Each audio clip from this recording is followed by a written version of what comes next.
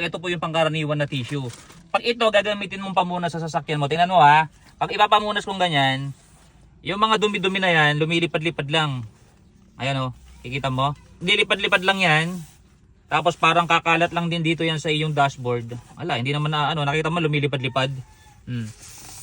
Lumilipad-lipad. Natatanggal pero lumilipad-lipad lang tapos lilipat lang yung pwesto niyan mga kaibigan. And may tendency pang magasgas yung iyong mga gamit dito sa iyong sasakyan. Unlike dito, tingnan nyo mga kaibigan, ang kagandahan kasi dito, static siya.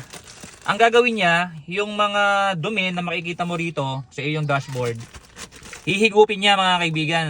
Ayan, hihigupin niya. Napakalaki na niya, no? Basahan. At hindi makakagasgas sa iyong dashboard. Tingnan nyo mabuti ha. Pupunasan natin to.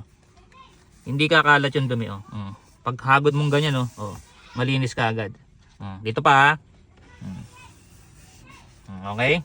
Kita niya mga kaibigan. Dito. Ito. Itong portion na to. Ayan. Tingnan nyo. Ayun yung mga dumi. Ang dami ko palang pinag-anuhan dito. Dumidikit siya mga kaibigan, hindi siya kakalat. Pero hindi siya basa. Pwede mo siyang bali-balikta rin para magamit mo lahat. Nakukuha lahat talaga yung dumi dito. Tingnan nyo naman, ganda. Yan sa portion na yan. Ayan. Diba? Hindi nalilipad-lipad kasi nga parang meron siyang magnet. Mamagnetin niya yung mga kalat tapos didikit dito sa towel na to. So bagay na bagay ito sa mga sasakyan na ayaw nyo nang lumipad yung mga dumi-dumi pagka nagpupunas kayo sa dashboard. Hindi kayo hahatsingin. 100 pieces na.